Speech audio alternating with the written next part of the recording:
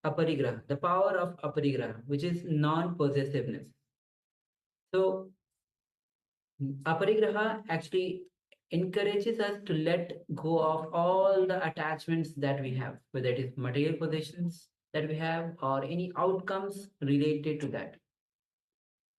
It is about opening our heart and freeing ourselves from the clutches of greed and desires.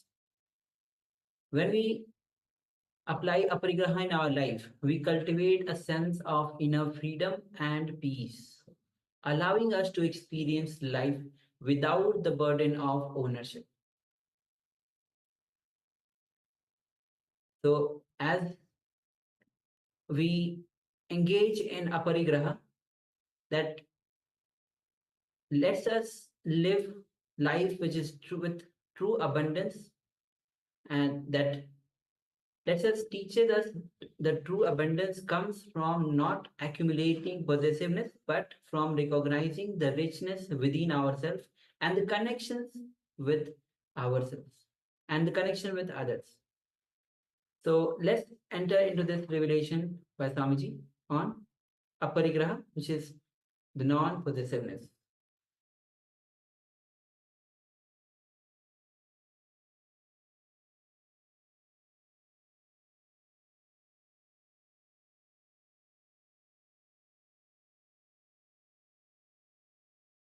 When you really enter into ahimsa, the aparigraha, the next step starts happening.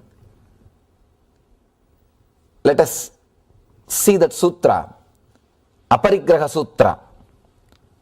Naso parigraha uddho naya buddhena tayina mucha parigho buddhi ye buddham mahesina loyisesa anukosi manne annaramavi jesiyo sannihikame gihi bhavayenase.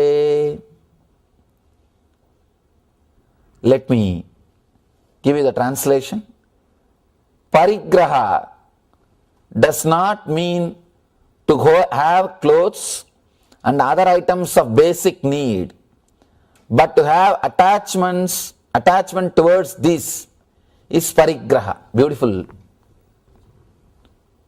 First thing he is telling, parigraha means, possessiveness means, don't think that having clothes and other items of basic need, that is not possessiveness, but having attachment towards it is possessiveness. This is the one sutra which created so much of wealth around the followers of Mahavir. They were successful socially just because of this one sutra, this one teaching. This is the ultimate technique to create and enjoy wealth. Understand? When you become non-possessive, the capability to enjoy increases. The power to enjoy, the intensity to enjoy becomes more. You can see in your life, whenever you are enjoying something which you are really possessive, you will be so suffocated. The fear that it may leave you will never allow you to enjoy it. Only when you are with a non-serious attitude, playfulness, the intensity with which you are enjoying will be so beautiful, amazing, you will create more wealth and live it and experience it. Parigraha does not mean to have clothes and other items of basic need, but to have attachment towards these is parigraha. Again, Patanjali says beautifully, when you achieve the non-possessiveness, you get the insight, you experience the truth of why you took birth and knowledge about your past life. See, as on now, you are not able to have the knowledge of your past life because you are too much caught by the things which you are having. You are too much filled by the possessions which you are having. Your inner space is forgotten to move beyond the things which you are having in your life. Understand? The few things which you are having, few cars and your home and your few relationships, this occupies your inner space so much, you do not have enough space to look further, to look beyond.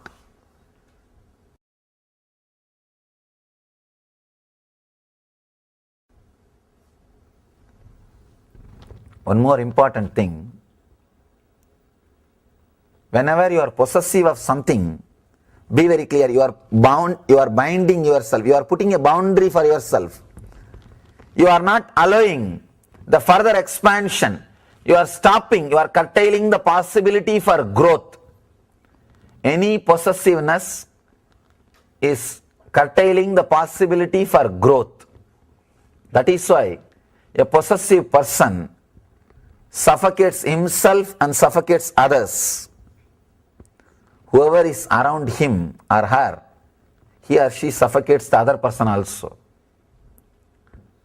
Ahimsa and possessiveness, these two are very closely connected. When you really become non-violent, you will not possess people. If you are possessing somebody, you will be violent towards that person. Be very clear. Any possessiveness, the very possessiveness itself is a violence.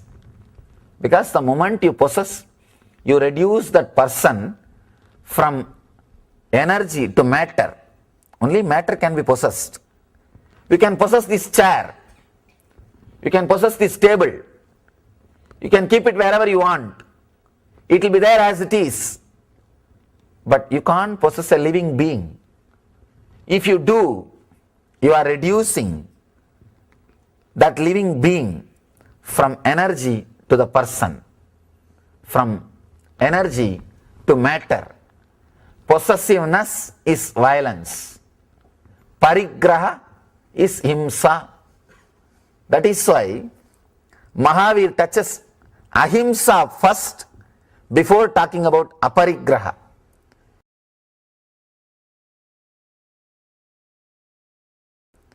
See, two things. Not having desires or suppressing your desires means suicide. It is just suicide. Because desire is the energy which moves your body. Desire is prana, fuel for your system. Having desire is the only way to move your system. So not having desire or killing the desire is not the goal. Creating enough of inner space to accommodate all your desires, so that desire does not torture you, desire does not suffocate you, so that you don't feel disturbed by the desires. Understand? Not having desires is not the goal. Then we can live like a buffaloes without being disturbed. People ask me, Swamiji, an enlightened person should not have a desire. You really don't have a desire? They come and ask me. I tell them, be very clear. Enlightened person, the word enlightenment should be very clearly understood. Only then you will understand the enlightened person also. See, as on now, in a normal human mind, if they have 10 acre, all 10 acre, they are growing something, some rice or paddy or sugar cane or something. It is filled, occupied. in an enlightened being, he has got 1 million acre, only 10 acre is used for agriculture. Will he even know that agriculture is going on in some place? No. I have million acre. So even if agriculture is going on in 10 acre, I will not even know.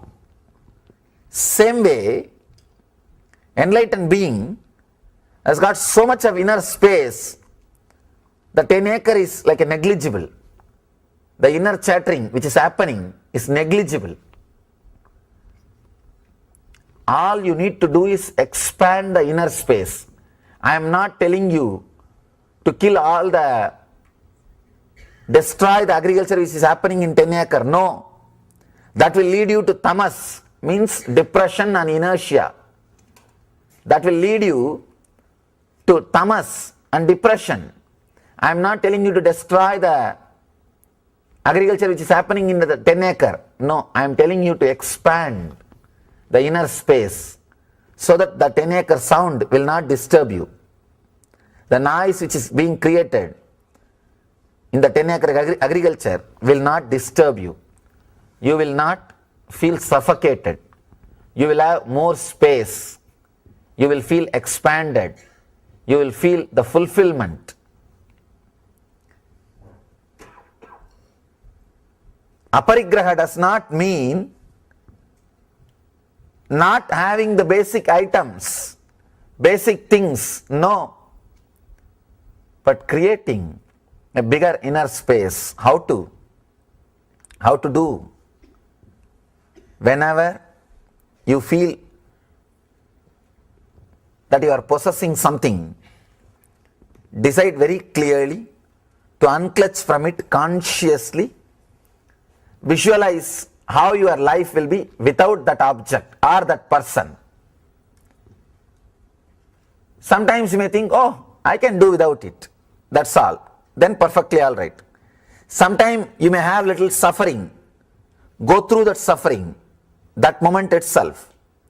That suffering itself will purify you. Understand? When you feel that you are too much attached, you are possessive of some person or some object, sit and visualize your life without that person or that object. If you feel you can do without it, relax, nothing to worry. If you feel suffering, oh God, my life will, I can't do without him or her or that object, then sit and meditate your life without that person. Create that pain. Allow that suffering. Suddenly you will see that suffering itself is so powerful. The pain is so powerful. It will teach you. It will purify you. When you come out, when that suffering disappears from your inner space, because you can't be constantly suffering. At the most you can suffer for a few hours. Slowly that suffering will settle down. That depression will leave you. That pain will leave your inner space. When that pain leaves your inner space, already you would have learnt a lesson of aparigraha. This is powerful technique to achieve aparigraha. Start meditating your life without that person or object. Let that pain, suffering arise in your inner space and wait till it disappears. Be silent, have patience till that disappears. When that pain and suffering leaves your inner space, you would have been matured, because pain and suffering teaches you. It's a powerful master. It's a powerful teacher. No other master or teacher can teach you like pain or suffering. Using even pain to learn, using even suffering to grow, using even the failures to mature yourself. When you expand your inner space through this way, understand this technique is a very powerful technique. Try it. Whenever you feel you are possessive of somebody, something, sit, unclutch, disconnect, allow the pain, allow the suffering. Now what can be done? Because anything can be taken away from you. The product or that person can be taken away from you. It is not that he or that person or the product is going to be with you forever. No. So, just meditate the non-possessiveness, meditate on aparigraha and be without that person or the object. You will see the pain itself teaches you, and you are free from the pain, you are free from the suffering, you are free from the parigraha, you are free from the possessiveness. Doing constant struggle to hold stuff is an indication of the greed within a person. A person who continuously struggles to hold stuff is just a householder, not a sadhu. Understand? Mahavir is telling, doing constant struggle to hold stuff is an indication of the greed within a person. When you are greedy, even the things which is in your garage, you will be remembering about that constantly. Even the things which are under your control, you will be remembering about it. You can't forget even the things which are under your control, which are inside your locker. You will be afraid that somebody may take it away. Who knows, it will be there when I go back. Too much of greed constantly creates fear, and you struggle to hold, you struggle to hold, you struggle to hold. When a person is non-possessive, he is ready to take the risk. That is why all the majority of the Mahavir's followers have become business people, because that needs risk. You need to take risk. This great teaching of aparigraha gives you the courage and inner space to take that risk, to take bold steps. See, only when you are non-possessive, you can do calculation.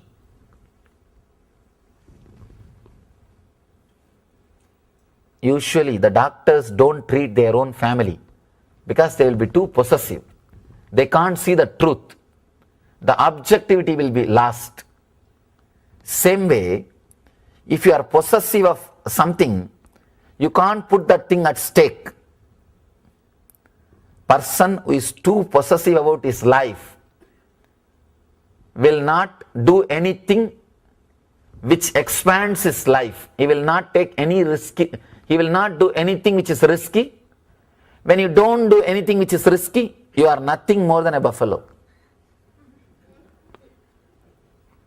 We will be just vegetating, nothing else, just sitting and sleeping, couch potatoes. I have seen many people, they will not even climb some 100, 200 feet, 100, 200 steps. They will tell, no, I have a little pain, I may get wheezing, I may get breathing problem. See, the idea that I may get this, I may get that, will completely put you in prison. I call this as a psychological prison. Not able to take risks. And the life without risk is not worth living. Life without risk means you are not living, you are just waiting for death to happen. Because you don't have courage to commit suicide, you just wait till it happens. Now nothing can be done, it has to happen only by itself. So why not wait? That's all. Aparigraha, the non-possessiveness, gives you such a big inner space to take risk whether it is related to business or related to your life. So I tell you, ahimsa is the greatest dharma. If you follow ahimsa, others will live happily. If you follow aparigraha, you will live happily. These two are the greatest truths. Non-violence. If you practice non-violence, people who live around you will live happily. If you practice non-possessiveness, you will live happily. One more thing, to really achieve non-possessiveness, you need to understand one thing. Life is not too valuable as you think. And don't be too serious. See, because we are constantly living in cities, we become too serious about our life. Every day thinking too many things and too much about how to avoid this, how to avoid that, what will happen this, what will happen to that. And you clearly design the life. Understand, if you look into your life, every day morning till night, just try to see your life. If you do a video recording of your whole day, tell somebody else to do without your knowledge, you will see, you will realize few important things. You will come out of your bedroom through the same path. You will sit in the same sofa. You will go to the living room through same steps, and you will come out and take your car in the same way. The whole thing will be same, and you will not be even using some parts of your house for 1 year or 2 years. You will not be even using corners of your house your whole life. I tell you really, if you see, you will understand. Almost your whole day routine is under your control. Even if you face the accidents, there is an insurance. So everything is clearly pre-planned, visualized.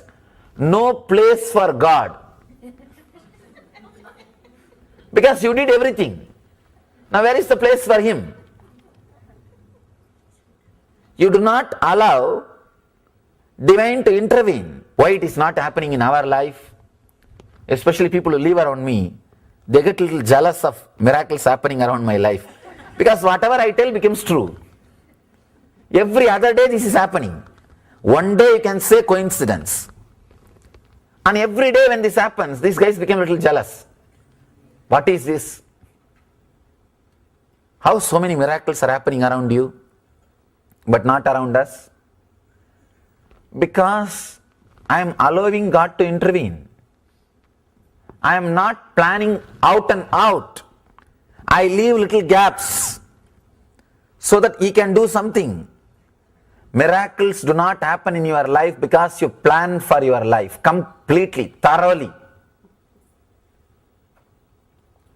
Living non-seriously is plan for miracles.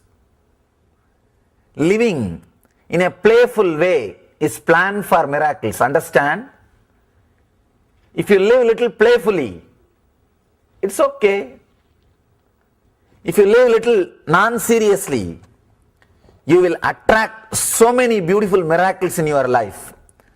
Patanjali says, aparigraha is way to achieve the memory of the past life and your decisions, why you take birth and what for you came down.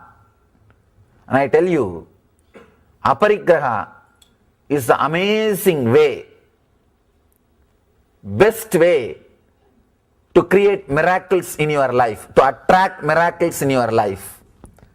Person who lives in a non-serious way, playful way, attracts again and again miracles in his life, because He has got some inner space and the outer space where God can intervene.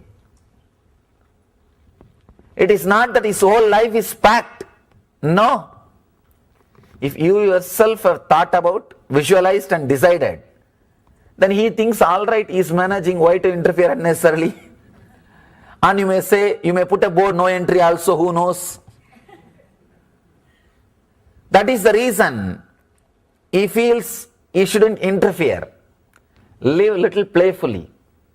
Do little less planning. You will see the miracles happening in your life. Person who is non-possessive, not only miracles happening in his life, anything happens in his life, he feels miracle.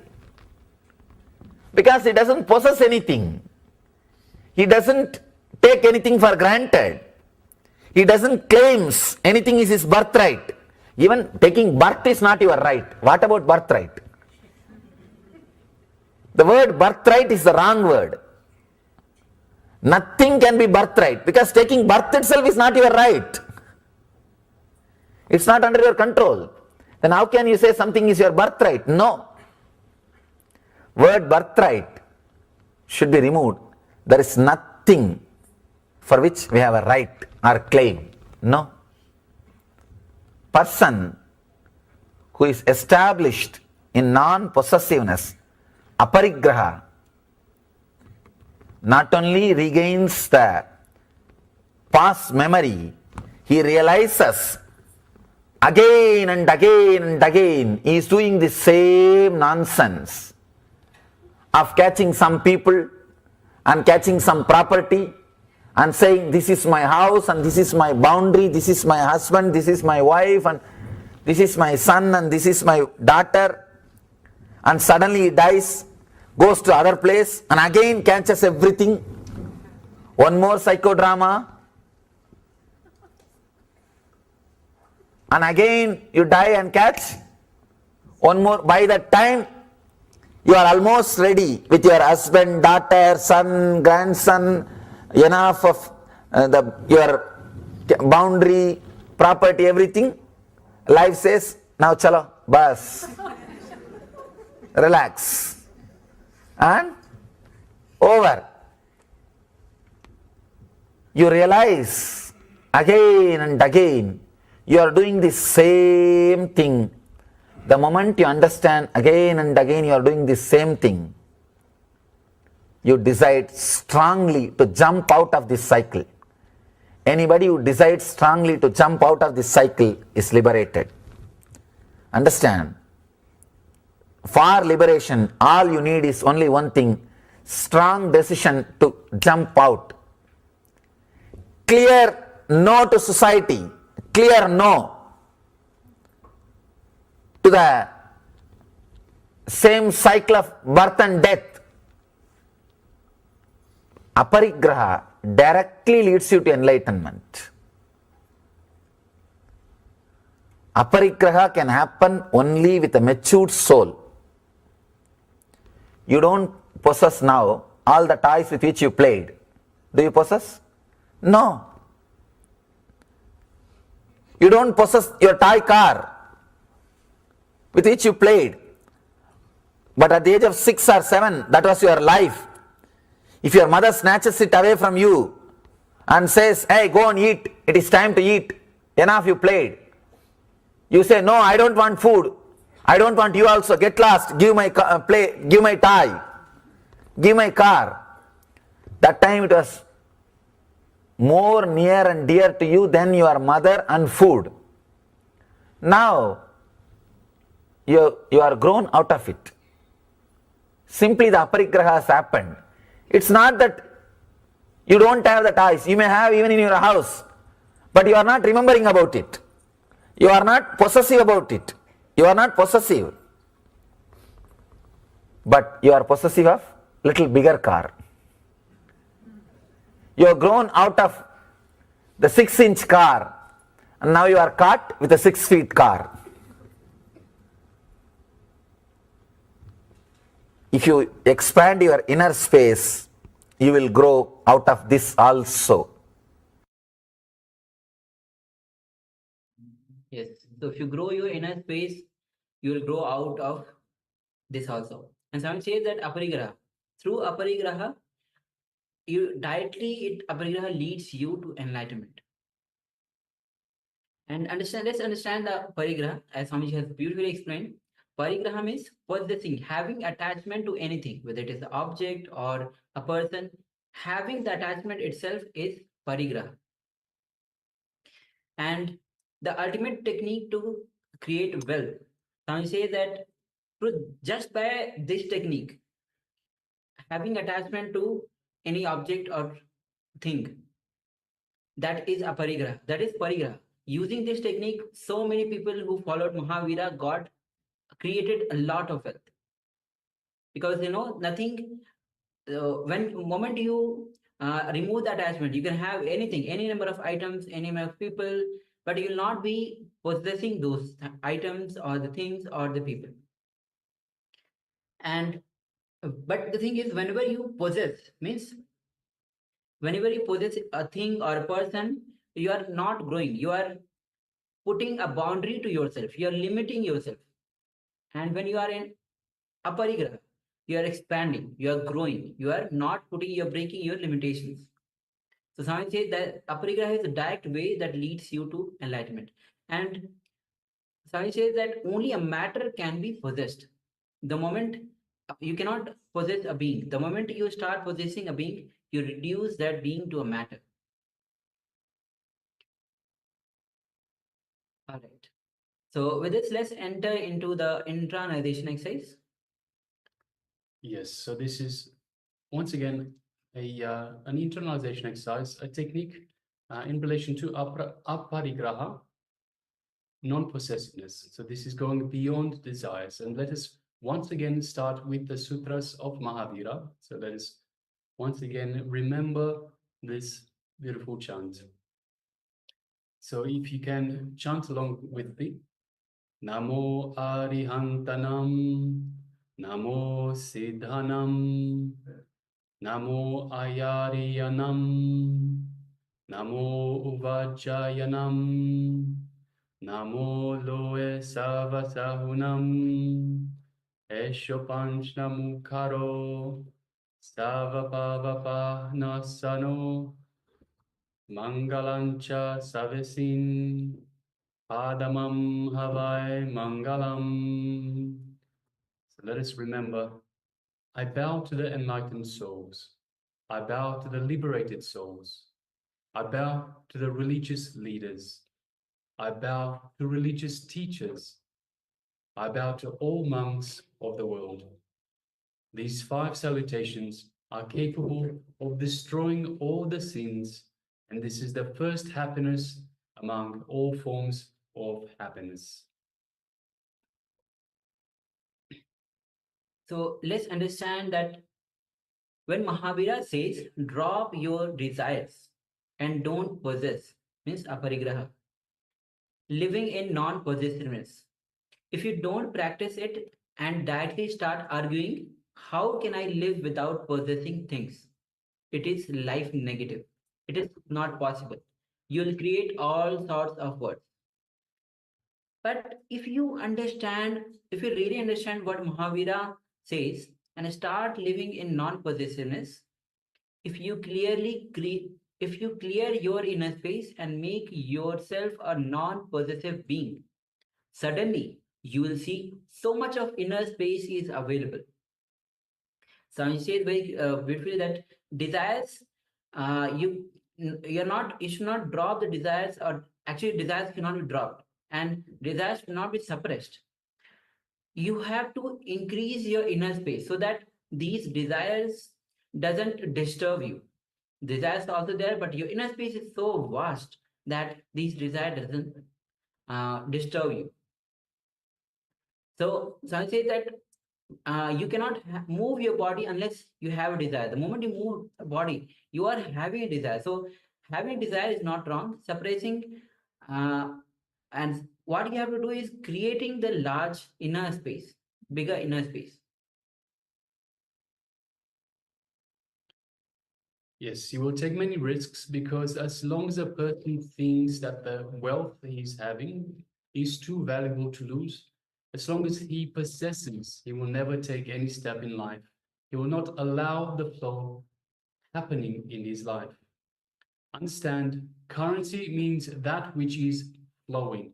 So currency means that which is flowing. It will stay only with people who are allowing it to flow. If you stop the flow, it will sink. So possessiveness means putting a boundary for yourself. The moment you start possessing, whether it is person or any item, any object, the moment you start possessing, you put boundary for yourself. Means you are underestimating your own efficiency. You are putting limitation to yourself. And possessiveness comes to you only when you are afraid, only when you are in fear, and only when you face insecurity. That's how you start to possess and start to limit yourself. And when when you possess, you don't grow, you don't expand. Again, insecurity means you are underestimating your ability and your capacity. So let's understand again, the moment you start possessing anything, you put boundary for yourself and you are underestimating your own efficiency. It is because you are afraid. And only when you are in fear, only when you are insecure, you start to possess. And insecurity again means that you are underestimating your own capacity. That's how you start possessing. So when a person starts thinking and living with non-possessiveness, means he's not possessing anything. Suddenly he feels so much of space is available for him. He can play with so many decisions. He can play with so many choices. He can manipulate his life. His boundary itself expands. So now understand, now let's understand how what Mahavira is trying to say. Moment you are, we'll just look at about possessiveness. And when you are non-possessive, so much of vast space is available to you. You start playing with so many decisions. You can make so many decisions. You can make so many choices. You can manipulate his life and boundaries. You expand your boundaries. So much of freedom is there with non-possessiveness. Yes, attachment itself is possessiveness. So parigraha or possessiveness doesn't mean to have clothes or other items or basic needs, but it means having attachment towards these. So once again, listen carefully. So parigraha or possessiveness isn't having clothes and other items or basic need, but it means having attachment to these. That is parigraha, that is possessiveness. So this one sutra, as we pointed out earlier, Swamiji has also revealed in the revelations earlier as well. This one sutra created so much wealth around the followers of that non-possessiveness is the way to let the currency flow. By not having possessiveness of anything allows you to open up to have everything in this cosmos. This is the ultimate technique to create and enjoy wealth.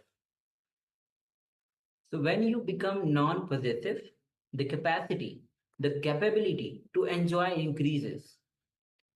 And the power to enjoy, the intensity to enjoy becomes more. So when you possess, then obviously you're putting limitations to yourself. So you'll not be able to enjoy the more. And when you are non-possessive, so much of choice is available to you, so much of freedom is available to you. You have the power to enjoy, you have the intensity to enjoy more and more.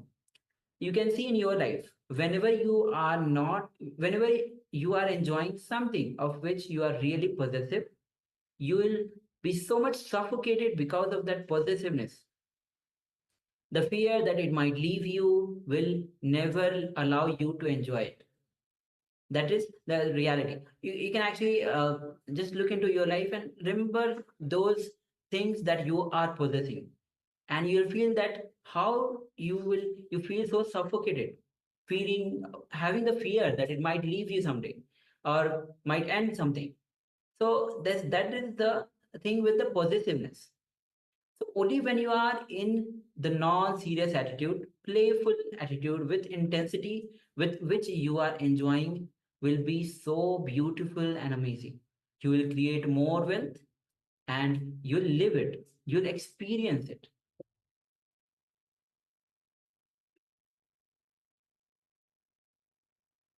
So aparigraha, non-possessiveness, yields insight into existence. So as of now, you're not able to have the knowledge of your past life because you are too much caught by the things you are having. You are too much filled with the possessions which you are having. Your inner space has forgotten to move beyond the things which you have in your life. The few things which you do have now, like a few cars, your home, a few relationships, they occupy your inner space so much. You do not have enough space to look further, to look beyond. So Swamiji beautifully tells when people ask him, what's the difference between ourselves and himself? He says that we only have, let's say, 1,000 acres, or we only have 10 acres, of which we have arable land in our inner space. For him, he has 1 million acres. So his inner space is so much bigger that even if it does have the 10 acres, whatever it might be, so it might be in relation to thoughts, even if it does have the 10 acres, it is drowned in that million acres of inner space. So it is so insignificant. But for us, because we have only 10 acres of inner space, when we have 10 acres of these thoughts, these attachments, then it is very much taking our entire inner space. It is ruling our life. So one important thing, whenever you are possessive of something, be very clear. You are binding yourself. You are putting a boundary for yourself. You're not allowing further expansion. So think of it in terms of, okay, you have attachment to one thing. You can only enjoy that one thing. But more than that, you are creating that suffering because, as we just mentioned, you're always thinking, what if it goes away? What if I lose it? So you always have this idea that I might lose it. Because of that, it's actually creating more suffering than it does a potential enjoyment, potential benefits. But if you don't have this attachment, so you remove this attachment, straight away the thought about losing it will go away. So there's no negative side. And you open yourself up to enjoy so many other things. So instead of just being attached to this one thing, whatever it might be, you can enjoy so many different things that are out there. So straight away your enjoyment goes up, shoots up exponentially. So that is a very big difference that we need to recognize. We are curtailing the possibility for growth by having these attachments. So let's understand that aparigraha yields insights into existence. Whether it is ahimsa, as we discussed, as we revealed, previously Swamiji revealed on ahimsa, which is non-violence, and aparigraha, which is non-possessiveness. They are very closely related. When you become non-violent, means ahimsa, you are in ahimsa, you will not possess people. You start to possess people only when you are violent. If you possess somebody, you will be violent towards that person. Sanjay is very clear, says the moment you possess, that is violence towards that person. Be very clear. Any possessiveness is violence, because the moment you possess, you reduce that person from energy to matter. And the moment that you reduces that energy, that being from energy to matter, you suffocate, you possess that. Only matter can be possessed. Only you can possess chairs, you can possess tables, you can possess any items. It will be there as it is, but you can't possess a living being. If you do, you will be reducing that living being from energy to matter. And more than that, you will also be curtailing their expansion, their growth, so their potential for growth. So you will also be responsible for that. See, two things: not having desires and suppressing your desires mean suicide. it is simply suicide, because desire is the energy which moves your body. So not having desires or suppressing your desires are just suicide. The very desire to live, the very reason for living is a desire. So without this desire, we would not be alive. Desire is prana. It's fuel for your system. Having desire is the only way to move your system. So not having desire or killing the desire is definitely not the goal here. So once again, we need to create enough of inner space to accommodate all our desires, so that the desire does not torture us, does not suffocate us, so that we don't feel disturbed by the desire. So similarly, as I mentioned just earlier, Swamiji's inner space is 1 million acres, ours is 10 acres. We need to create more inner space for ourselves to allow, to accommodate all these desires, to make sure that we can fit all our desires and not be disturbed, not be tortured, not be suffocated by our desires.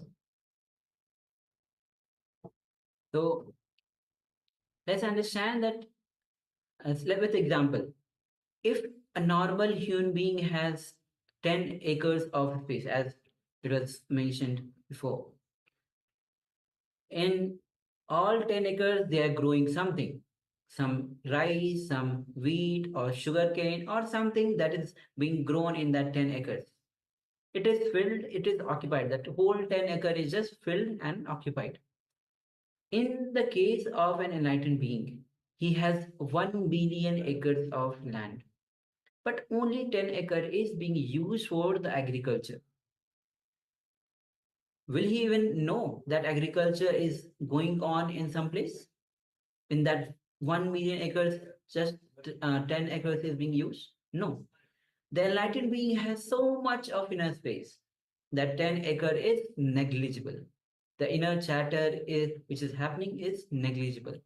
All you need to do is expand your inner space. So expand the inner space so that the inner chatter in that 10 acre will not disturb. The noise which is being created in that 10 acre will not disturb you at all. The whole thing is to increase the inner space. You will not feel suffocated. You will have more space. You will feel expanded. You will feel fulfillment when you have the large inner space. So aparigraha does not mean not having the basic things. It is creating the bigger inner space. So how to create a bigger inner space? Understand, when you feel that you're too much attached or possessive of some person or object, decide very clearly to unclutch from it consciously. Sit and visualize your life without that person or that object. If you feel you can do without it, relax. There's nothing to worry about. But if you feel the suffering, oh God, I can't do without him, or I can't do without her, or I can't do without that object, then you need to sit and meditate on your life without that person, without that object. Suddenly you will see that suffering itself is so powerful, the pain is so powerful, it will simply teach you. It will purify you. When you come out, so when you come out of this suffering, this torture you're putting yourself through, when that suffering disappears from your inner space, because you can't be constantly in the suffering, at the most you can suffer for a few hours, but slowly that suffering will settle down. That depression will leave you. That pain will leave your inner space. Living non-seriously is the plan for miracles. Living in a playful way is the plan for miracles. Understand, if you live a little playfully, it is okay. If you live a little non-seriously, you will attract so many beautiful miracles in your life. Yes, so living playfully, living non-seriously creates a space for miracles in your life.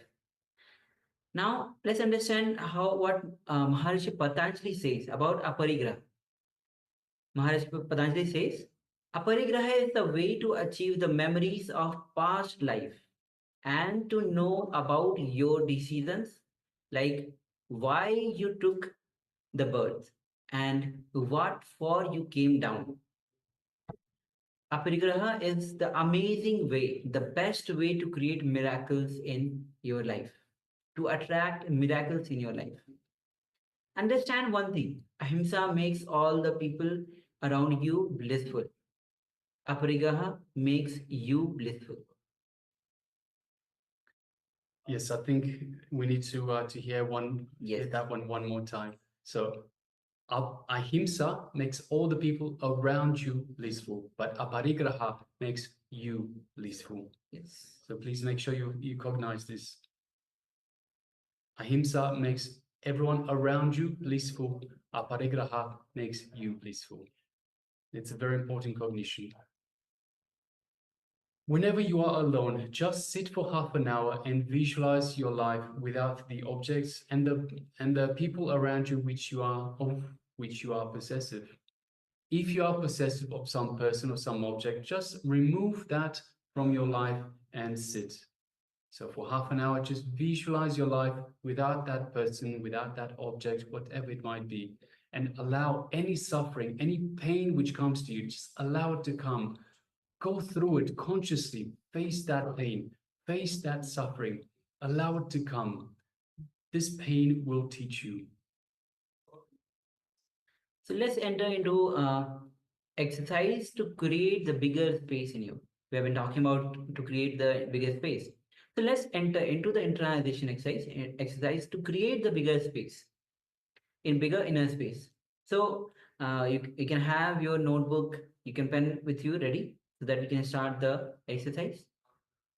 So requesting all the participants to have the notebook and the pen with you. All right.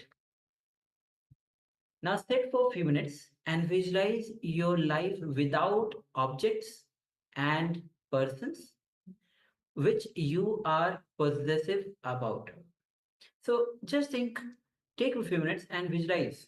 First of all, you have to think of the objects or the person which you are possessive about that, and visualize your life without those objects or the person. You might be possessive about any person in which you are in relationship with, or any particular object that is very close to you. So visualize your life without those objects or the persons which you are possessive about. So our first step is sit alone. Yes, this is very much required for all of you. So make sure that you move to a position, place where you are alone. Sit alone and visualize how your life will be without that object or without that person. So we'll be projecting this instruction for you, and then we'll be moving to the next steps. So let's enter into the first step. Sit alone. Visualize how your life will be without that object or without that person. Let's continue.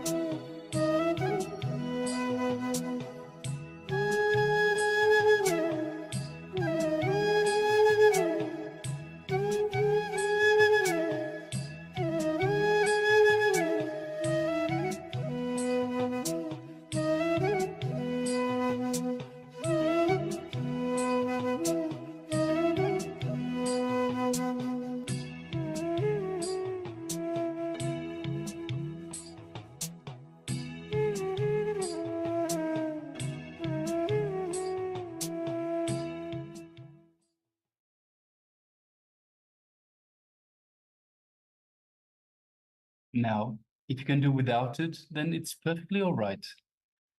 So without the object or person in your life.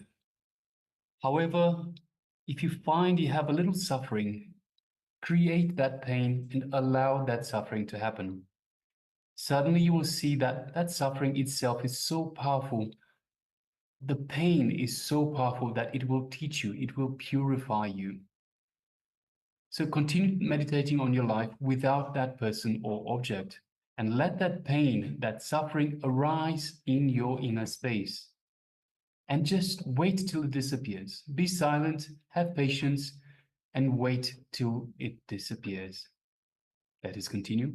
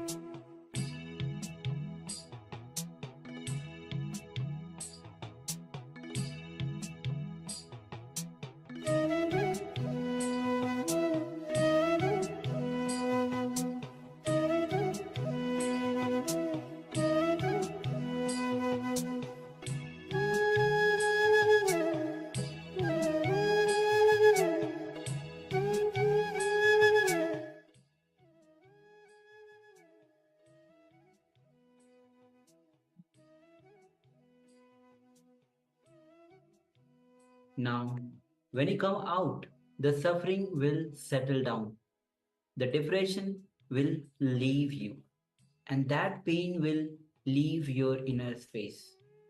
When that pain and suffering leaves your inner system, you would have matured, because pain and suffering teaches you.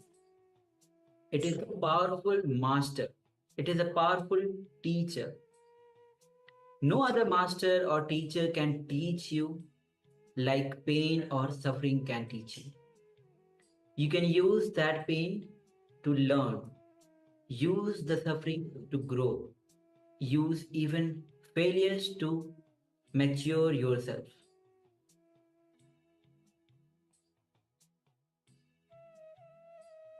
Yes. So let's remember that aparigraha, non-possessiveness, is the direct way to lead you to enlightenment. So with this, we'll be moving on to a meditation technique. A meditation for feeling the thought, the I-ness. When you feel the thoughts, I-ness, then you'll be able to unclutch from that. So that's the first step. So let's enter into this. Swamiji himself will be guiding into this meditation. So make sure that you are prepared for the meditation. Nobody disturbs you. You are in a space where you can comfortably perform this meditation. So let's begin.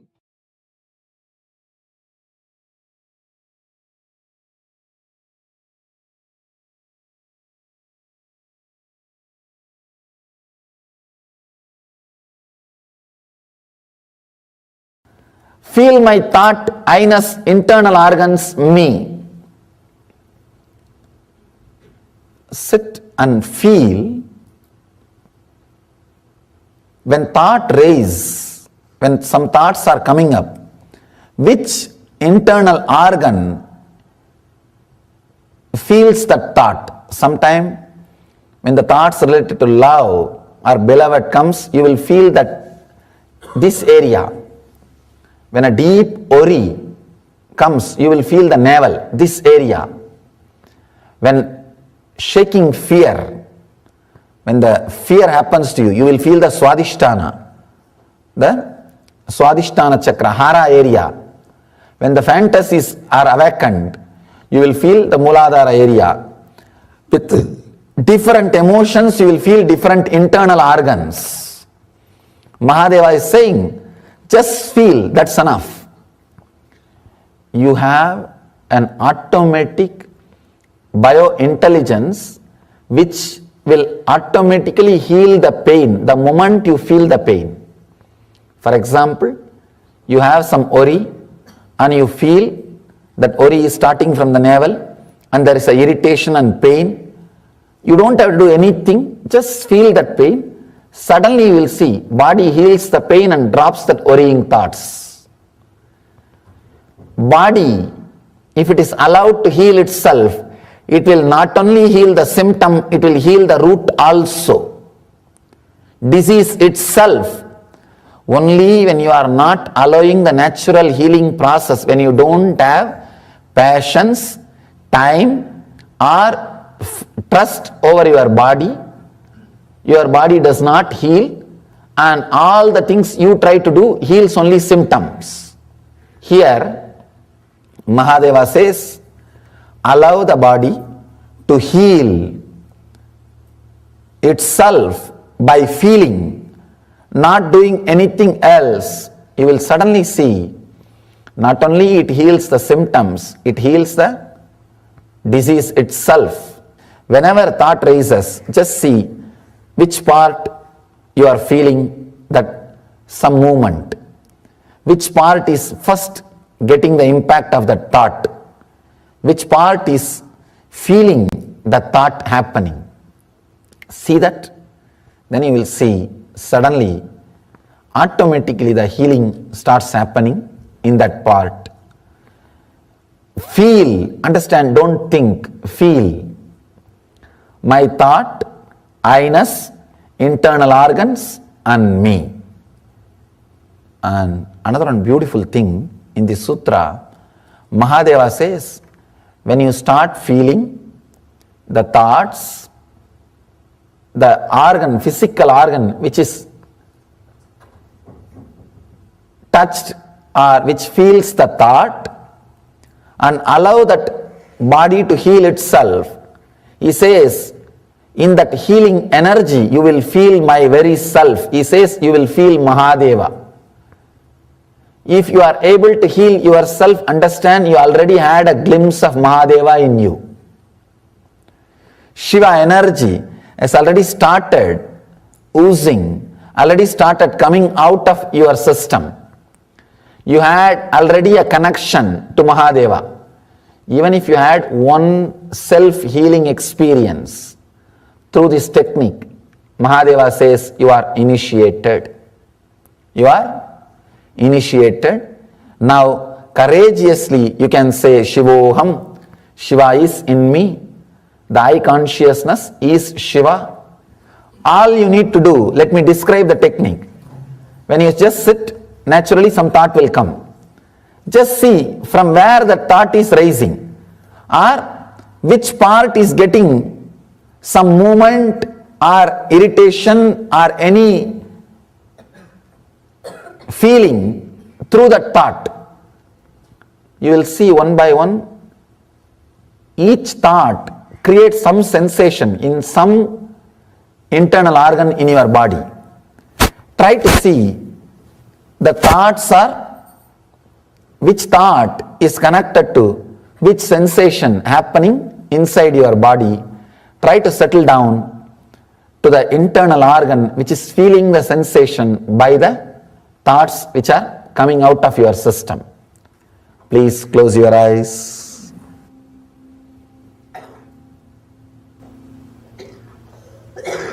Just see from where thoughts are rising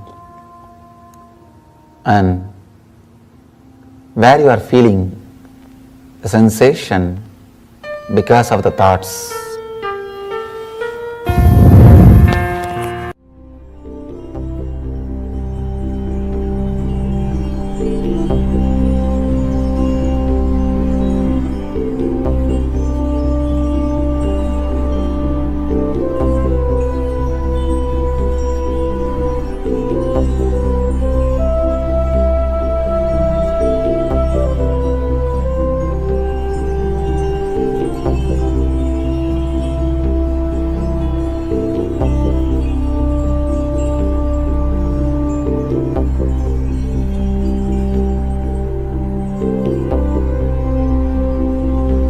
When you just sit, naturally some thought will come. Just see from where the thought is rising or which part is getting some movement or irritation or any feeling through that thought. You will see one by one, each thought creates some sensation in some internal organ in your body. Try to see the thoughts are, which thought is connected to which sensation happening inside your body. Try to settle down to the internal organ which is feeling the sensation by the thoughts which are coming out of your system.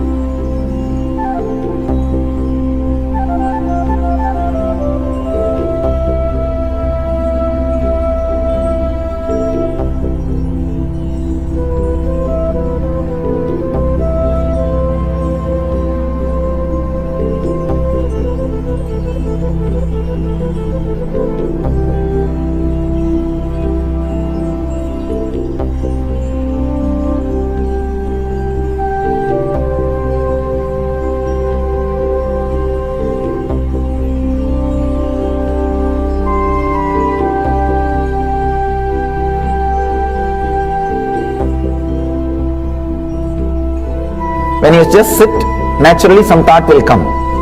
Just see from where the thought is rising or which part is getting some movement or irritation or any feeling through that thought, you will see one by one, each thought creates some sensation in some internal organ in your body. Try to see the thoughts are, which thought is connected to which sensation happening inside your body. Try to settle down to the internal organ which is feeling the sensation by the thoughts which are coming out of your system.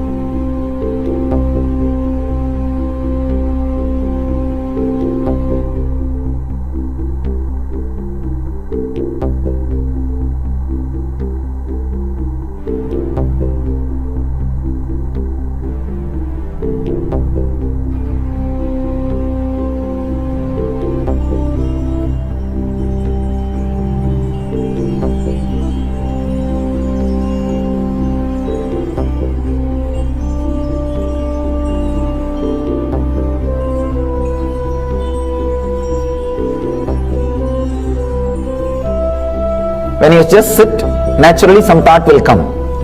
Just see from where the thought is rising, or which part is getting some movement or irritation or any feeling through that thought. You will see one by one, each thought creates some sensation in some internal organ in your body. Try to see the thoughts are, which thought is connected to which sensation happening inside your body. Try to settle down to the internal organ which is feeling the sensation by the thoughts which are coming out of your system.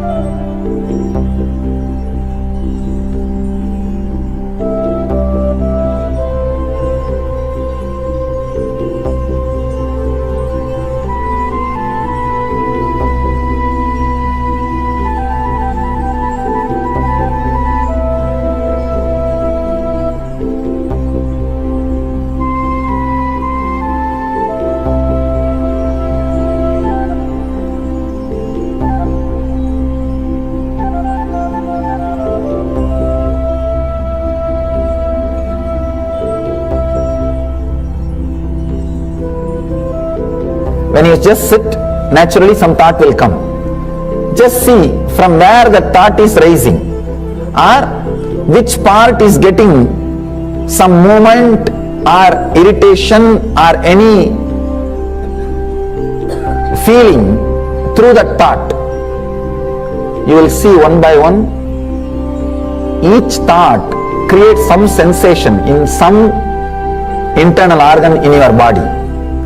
Try to see the thoughts are, which thought is connected to which sensation happening inside your body. Try to settle down to the internal organ which is feeling the sensation by the thoughts which are coming out of your system.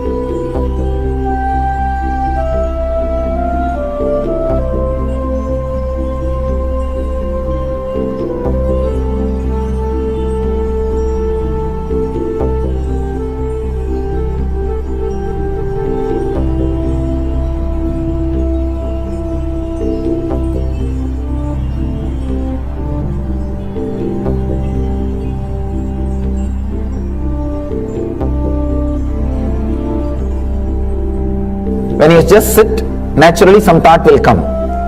Just see from where the thought is rising, or which part is getting some movement or irritation or any feeling through that thought.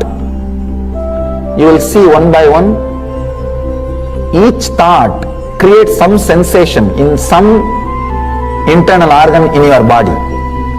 Try to see the thoughts are, which thought is connected to which sensation happening inside your body. Try to settle down to the internal organ which is feeling the sensation by the thoughts which are coming out of your system.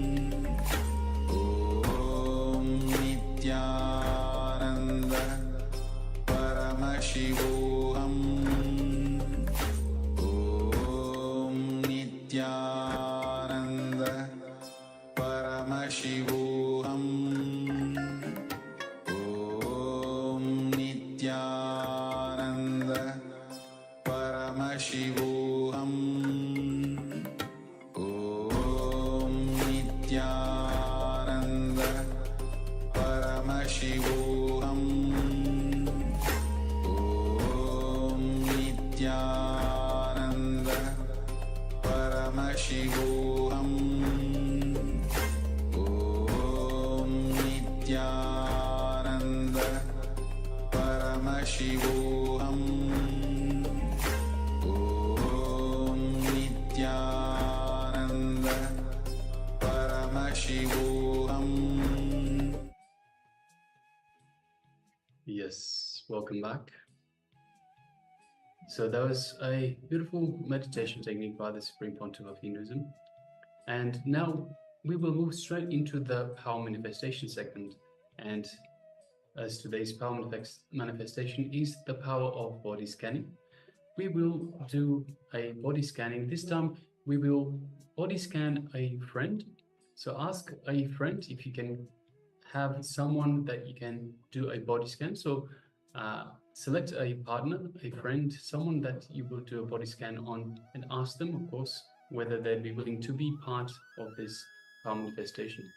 And then you'll be asking them to tell you a part of their body that is in discomfort. So whichever part of their body is in discomfort, we will scan that area and find the root cause of that problem.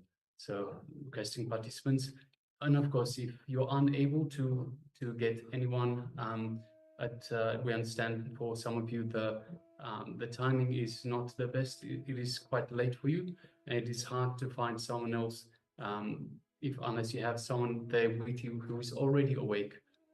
You can always do a scanning on yourself. So have a look at yourself, your body, just feel, where do you feel discomfort in your body? And wherever you feel that discomfort, just scan that area and find the root cause. So ask Somji to show you the root cause for that very discomfort.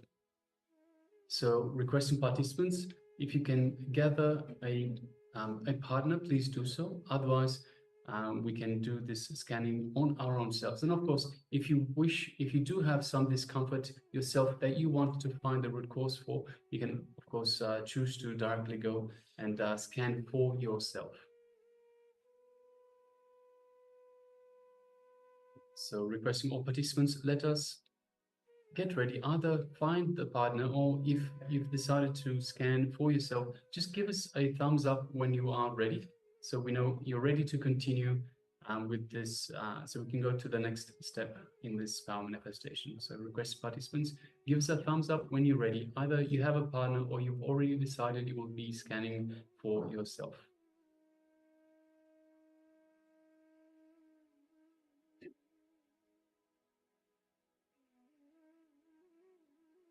Requesting also, we have Ma Anupama and Ma Shu Wei Ping. If you could please switch on your cameras and be available in the camera frame as well, please. And also we have Ma Suganyana and Ma Kaylee Wang, if you could please, and of course Ma Tash VV, if you could please be available in the camera frame. So your camera is turned on, but we do not see you. So if you could please make yourself available in the camera frame itself.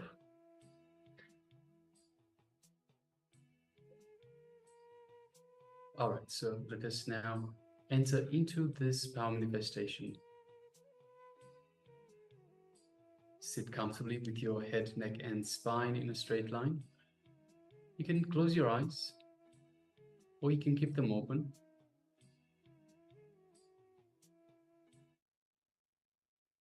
Just take a minute and just have a couple of deep, long breaths.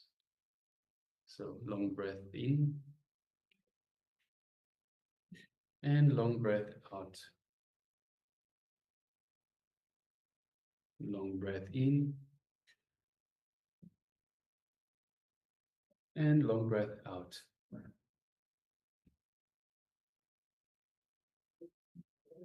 Now let us unclutch from everything of the outside world any noises, any distractions. Make sure you have the phones put away so it doesn't distract you from this power manifestation. Let us unclutch from everything external and everything internal as well. So any thoughts that come up, any irritations, any patterns, any limitations that you put on yourself. Just anything that comes up, anything the mind throws at you, just become a witness. Just be a witness. Don't get involved, just witness. Let a thought come up. Just observe and let the thought come back down. This way we unclutch and we unclutch again and again to come back to this restful awareness, this space of unclutching. Now let us just move to our inner space, the area just below the heart center, the Ananda Gandha. So in our inner space, we're going to remember Swamiji, as we looked earlier today, in the Arihanta, just by remembering the Master, we invoke Swamiji in our inner space. And Swamiji is just waiting, is available for us. And invoking him, remembering him, invokes him in our inner space.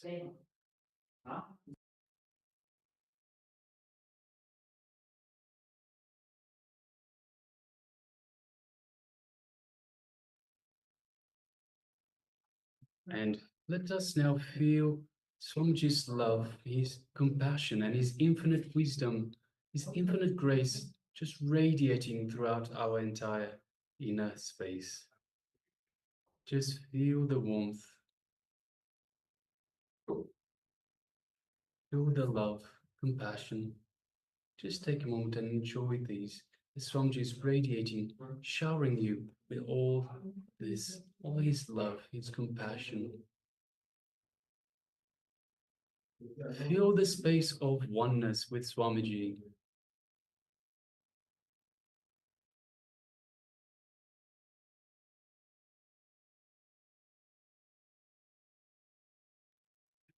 Now, from this space of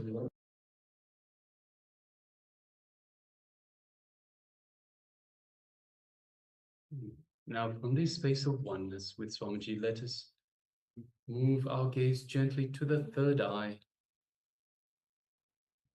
And through our third eye, let us connect to Swamiji's third eye. Let us see through our third eye into Swamiji's third eye, thus creating a connection, an energetic connection with Swamiji's third eye. And feel the buzz in your third eye, in the Anya chakra. Now let us start chanting the Mahavakya. Om Nithyananda Paramashivoham. Om Nithyananda Paramashivoham. Om Nithyananda Paramashivoham.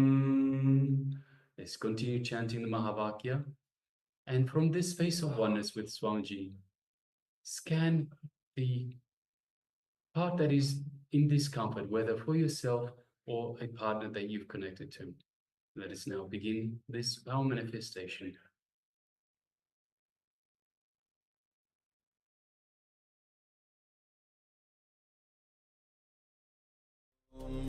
Nithyananda Paramashivoham. Om Nithyananda Paramashivoham. Om Nithyananda Paramashivoham. Om Nithyananda Paramashivoham.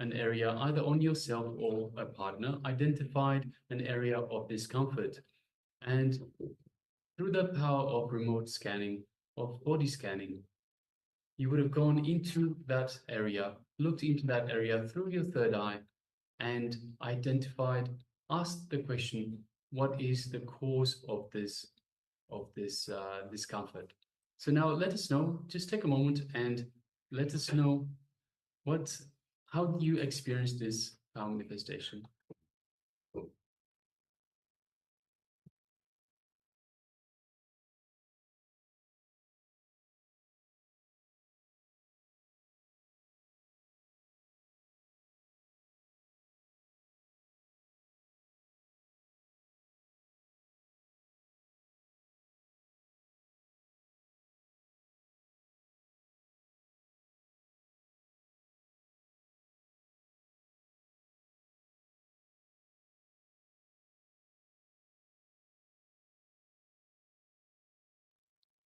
Yes, and we have some sharing from Ma Lata, who says, my right side eyes, I saw an orange color passport. Just one moment. Passport size, showing photo I saw, and quickly getting back in, above, below. All is, and my heart portions just functional. I am going back this time around the cosmos. To the right portion, only the left portion unclutch. Okay, yes, thank you very much for sharing, Mahalata. So also requesting all other participants, please take a moment and share with us your experience in this power manifestation. So once again, this is a very powerful power manifestation. Whenever you have some discomfort, whenever you have even some dis-ease, it is by infusing awareness, infusing conscious awareness, energy to the area of discomfort, that the discomfort is dissolved. So Swamiji beautifully tells us that any discomfort, any dis-ease is simply, and any pain as well, is simply the body telling you that, hey, I need some attention, I need some energy. So by actually doing this body scanning of these areas that require attention, we provide it with that attention, we provide it with that energy that it requires. So we look through the third eye, we put our awareness on it. Every thought has its energy. Everything is energy in and around us. So even the thoughts are energy. By having our awareness onto that area that is in discomfort, we provide it with the energy that it requires, with a conscious awareness, and it dissolves the discomfort. It heals the area, the spot where the discomfort exists. So it is a very powerful technique, very powerful power manifestation to practice whenever you do have some discomfort, some disease, some pain in whatever area of your body. And of course, not just for yourself, you can do the same for a partner. So in this exercise, we were looking to practice on a partner to give us the confidence and understanding that we can actually do it on other people as well. So everything in and around us is energy. And it is conscious awareness that either on ourselves or someone else can heal the distress, the discomfort, the pain, the disease itself. So if you're still sharing, please go ahead and keep sharing. Meanwhile, let us get ready to move into the next segment of today. So the next segment is going to be a revelation by the Supreme Pontiff of Hinduism on the topic of true knowledge. So let's get ready to receive this powerful cognition and the highest truths directly from Bhagavan himself in his own words. Let's sit straight with our head, neck, and spine in a straight line and come to the space of listening, carrying a completely receptive space.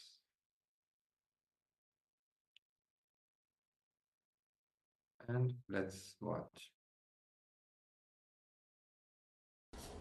Today's topic is true knowledge.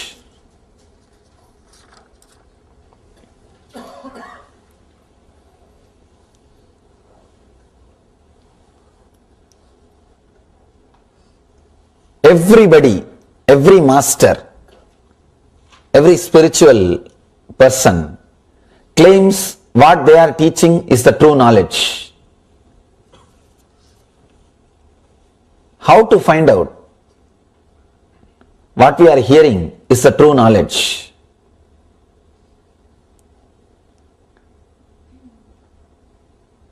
There should be a scale for Satya. There should be a scale for truth.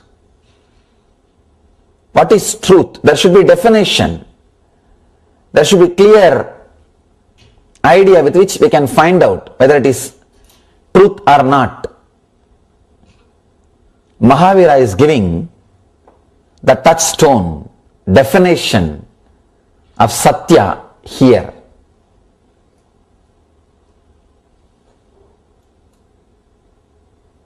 Today we are going to enter into the Satya Sutra. He is giving the techniques, methods to find out what you are listening is a true knowledge or not. Through these beautiful sutras, before entering into the Mahavira Sutras, I wanted to discuss few things about this truth so that you will understand the greatness of Mahavira's words. See, one beautiful thing is Mahavira has lived Kshatriya life, the life of a king. To tell you honestly, if somebody has renounced the life of a king, he has seen the truth in reality. Please understand, an ordinary beggar becoming a Swami or renouncing the world, he has nothing to renounce. He has nothing to renounce. You can't even say he has renounced the world or he has achieved something. No. A king renouncing, that is the greatness. King achieving. One more thing, when a king achieves enlightenment, even his expression will be very sharp and to the core, to the point. He will speak to the point because basically he is brought up without fear. King is a guy who only creates fear in others. He doesn't have fear. He doesn't bother. He is not going to use the socially polite words. But a guy who was poor or a beggar or a person who lived in forest, even if he becomes enlightened, he will not talk the truth completely. He has to use the socially polite words. He can't tell the truth which goes against the vested interests of society or king. But when a king becomes enlightened, he doesn't bother.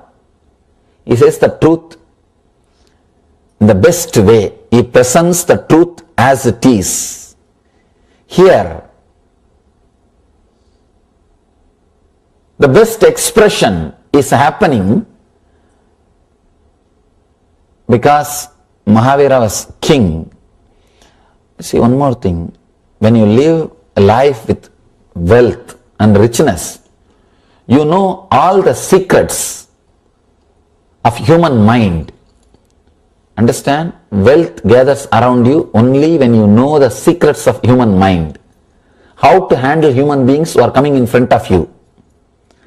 Only a person who knows the basic secrets of human mind will acquire wealth, will become a leader. Only he can be a leader. Here Mahavira lived the life of a leader and expressing the truth of enlightenment.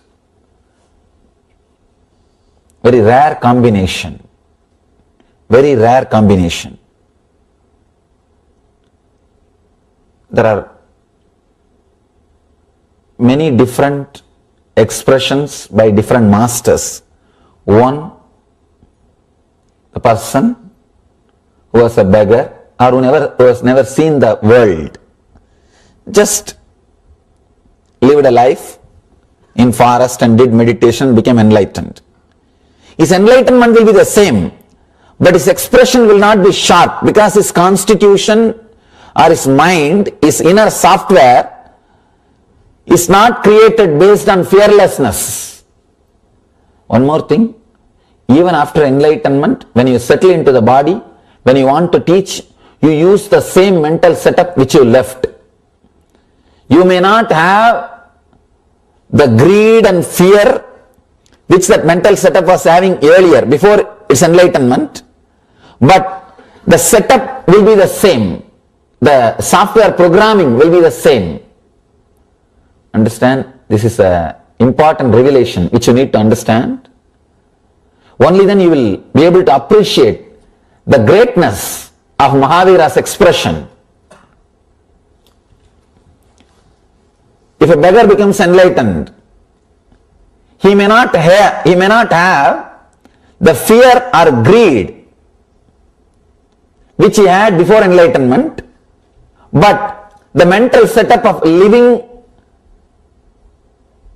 without possessing anything, or the mental setup of living by begging will be the same.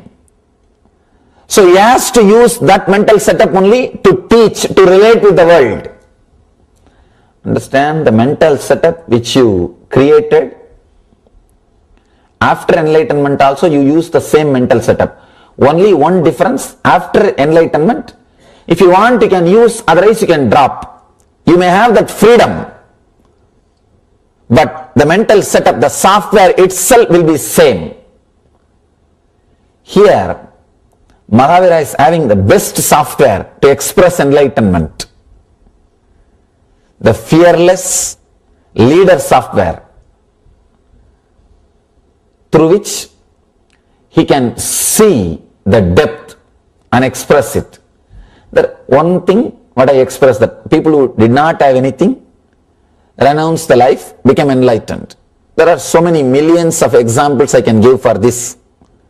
Second, people who became enlightened but did not renounce after enlightenment. Example, Krishna, Janaka, all these great masters, they lived as kings, became enlightened, but they continued to live as kings. This is a second kind of a mental setup. One more thing, in this the difficulty is, they will express the truth with a clear software, with more clarity, better than the first group. Better than the first group, example is all rishis who lived in forest and became enlightened. They have never seen the world. So that is the first group. The second group, who lived as kings, became enlightened, but again continued to be as kings. Here the big problem is, their teachings is interpreted, experienced, understood by the people who have vested interests. Understand? When you are talking to your ministers, even if they don't understand, they have to listen. But Mahavir has no captive audience. Mahavir is not talking to captive audience. When Krishna is speaking to his ministers, when he is teaching to Arjuna, practically they are captive audience. Even if Arjuna doesn't want, he can't escape from Krishna, because he is receiving some service from Krishna. When your boss makes some joke, you have to laugh. You can't do anything about it. You have to. Same way, when Janak is teaching, his whole court has to listen. They are captive audience. So, the person who is listening, whether he agrees or not, he has to listen. So, complete truth expression is not possible. It's not possible. I don't sit with my ashramites and take these spiritual classes. I give them only the instructions what to do. They ask me, what is this, Swamiji? You are not sitting and talking to us like this Shiva Sutras or Jain Sutras and all these sutras. I tell them, you guys are captive audiences. Whatever I talk, you have to listen, no other way. That way, truth can never be expressed. Truth cannot be expressed to a person who is bound to listen. Truth can be expressed only to a person who has got the freedom to doubt and question. Who has got the freedom to doubt. See, you have a freedom, you can doubt me. And you have a freedom, you can put a question. You have a freedom to go out.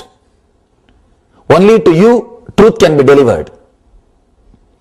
Truth can be delivered in its purest form only to a person who is not receiving anything else from a master. If you receive something else from me, apart from truth, you may be sitting here for that. You can't receive the truth. You are not qualified to receive the truth. Here, the whole thing, if you see, has come in a beautiful way. Mahavira is the ultimate category.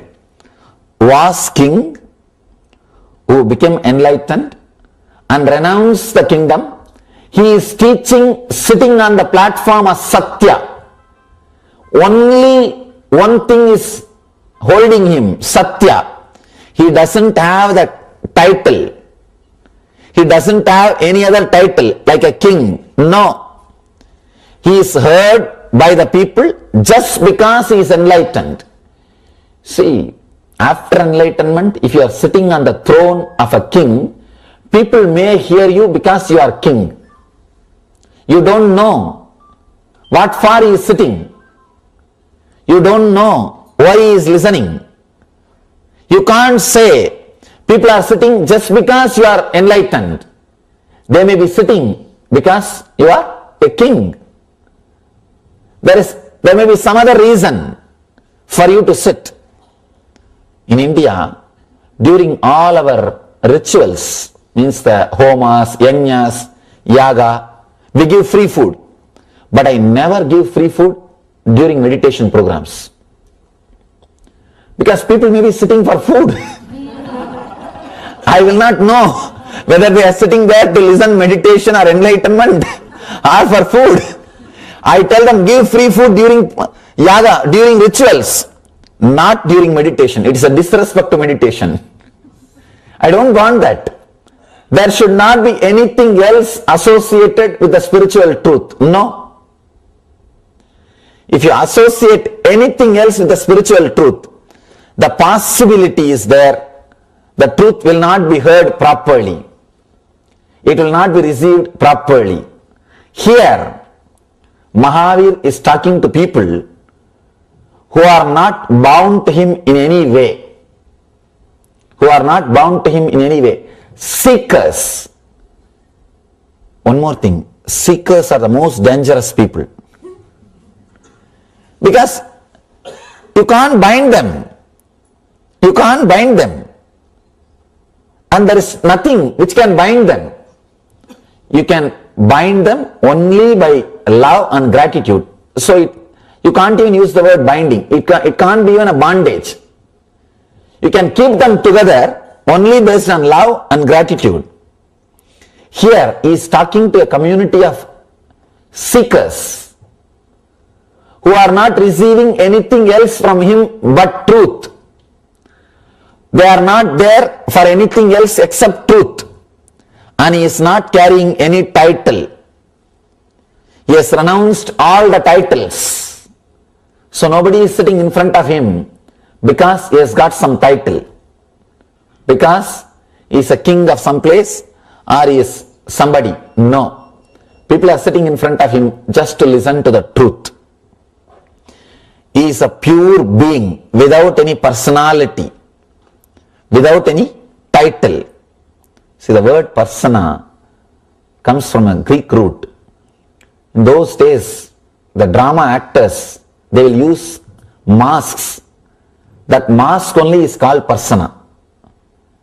Personality means the mask which you are using. Janak has got mask. He is a king. Ashtavakra has to listen to him, no other way. Or the Sugabrahma, sorry, not Ashtavakra. Ashtavakra actually taught Janaka. Sugabrahma came to listen from Janaka. Sugabrahma has to listen because Janaka is a king. Sugabrahma is a captive audience. He is captured. He has to. Whenever a king speaks, you can't tell anything. But here with Mahavir, there is no other relationship except the master and seeker. The purity of relationship is important to maintain the purity of the teaching, purity of the truth. And one more thing, Mahavir has no vested interest. He is not talking to his people to make them do something. No, there is no ulterior motive. There is no goal. Whatever is said and done, Krishna has got a motive to deliver Gita. All he needs is Arjuna has to fight now. So he has to talk. He has to express the truth in such a way that Arjuna will start fighting. There is an ulterior motive. And not only that, Krishna is running a community. He is running a kingdom. So naturally, his words has to be heard. So the purity of relationship is not there. One more thing, Arjuna was thinking himself as a friend. That's why in Gita he says, Krishna, forgive me. I thought you are my friend. Hey Krishna, hey Yadava, hey Shaketi. I called you as Yadava by your community name. I called you as my friend because he was thinking as a friend. So the purity of relationship is not there. You can't deliver a truth to your friend. You can deliver a truth only to a seeker. Here, the best mental setup, best software, and the greatest enlightenment, greatest experience of enlightenment, and right persons with the right attitude sitting in front of Mahavir. So the best truth is being delivered. True knowledge is coming out. He is giving us the scale. He is teaching us what is Satya and how to find out whether something is truth or not. One more thing, even Patanjali, the greatest scientist of the inner world, says Apta Pramana, the words of an enlightened beings can be accepted as a truth. So that can be considered as a scale. If an enlightened being says, you can take it for granted, it is truth. But Mahavir says no. He doesn't even want to say that anything told by an enlightened being is truth. No. Because who knows whether somebody is enlightened or not? God doesn't give certificate. What to do? We don't have a certificate. So Mahavir goes a step further. He is not accepting Apta Pramana. He is not accepting Vedas are the ultimate truth. No. Apta is not accepted in Buddhism and in Jainism. Both religions, Apta Pramana is not accepted. Apta Pramana means the words of the enlightened ones. No. They say everything should be scrutinized. There is no such thing as Apta Pramana. There is no such thing as words of the enlightened beings. No. Everything has to be scanned. Everything has to be analyzed. He is giving beautiful teachings to find out what is truth and which is true knowledge. One more thing, please understand, this true knowledge, this is like a touchstone if you use the sutras and analyze all your decisions which runs your life, all your ideas which is base for your life, you will achieve Satya. Lord so says, if you are established in truth, you don't have to do any spiritual practice. If you understand this one sutra and redefine all your decisions, ideas, concepts about your life, you don't need to practice any spiritual discipline. You are enlightened this moment. All you need to do is redefine all your ideas. See, there are only few pillars on which your life is standing. Your life is established. Your desires, your idea about yourself, means positioning yourself. How you position yourself in the inner world. Understand, I am not talking about how you position yourself in the outer world. That all of you know, it's not worthy. Not only that, it's the pure lies. All of you know, whatever you may talk about yourself to others, but you don't believe that. You may make others to believe. You really don't believe. Just look inside. You can laugh at yourself. I always tell people, really, when you sit alone and start thinking what all you project as you, actually, if you really believe what all you project as you, by now you would have become enlightened. Because Ramakrishna says, Man Muk Ek Karo, means the mind and the words, if you make it as one, you are enlightened. If you believe what you speak about you, you are enlightened. Actually, whatever you speak about you, start believing that in a strong way is also a spiritual practice. Whatever you are talking about you, I am this, I am that, you don't know me, all those things you start believing. But the difficulty is you won't believe, that's the problem. When you try to believe also, your mind will tell, you can talk all these things to others, not to me. If at all people come to me, many times I have seen, they come to me and they just wanted to throw their weight to impress me. And they come and tell me, you know, I am this, I am doing that, I do so many philanthropical activities, I do this, I do that, I have so much wealth and I give so much and all those things. At the end of the conversation, I ask them only one thing. Sir, do you really believe now whatever you said? They say, what? Yes, we do believe, that's why we are talking to you. I tell them, do this only one thing as a spiritual practice. Go back. Now whatever you told me, write it down. Again and again, help yourself to believe that. That's enough. Either you should tune your mind to your walk, or you should tune your walk to your mind.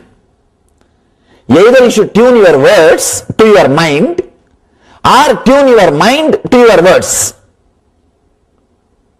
Some one thing, all Ramakrishna says is, let your word and mind be tuned. You can do anything. Either talk only what you believe as you, or believe what you talk as you, what you talk about you. Then you won't have pus. You won't have cancer.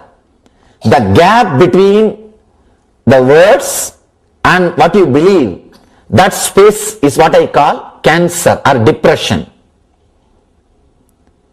If you are carrying a depression in you, be very clear, you have that gap between your words and your being, between your words and what you believe. If you can remove that gap, you will not have the tumor which I call depression. See, any person who does not have depression is enlightened. If you are not enlightened, be very clear, you carry depression. The gap between your word and what you believe as you. The other day, one of our devotees was telling me, another one devotee who saw this latest movie, secret movie, he came and told him, I became enlightened from today. And the guy who was talking to him, he is a strong intellectual guy. He took him to task. Within 10 minutes, that fellow lost the enlightenment. He was trying to convince himself for years or months that he is enlightened. This fellow took away his enlightenment in 10 minutes.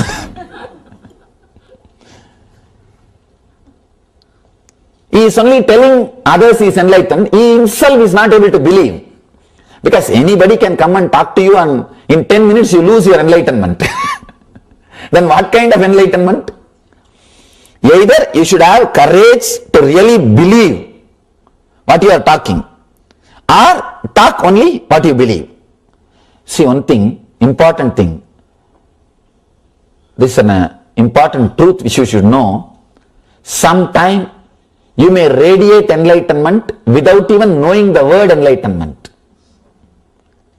I have seen in Himalayas, there was a great Mahatma, one Naga Baba. Naga Baba means doesn't wear clothes.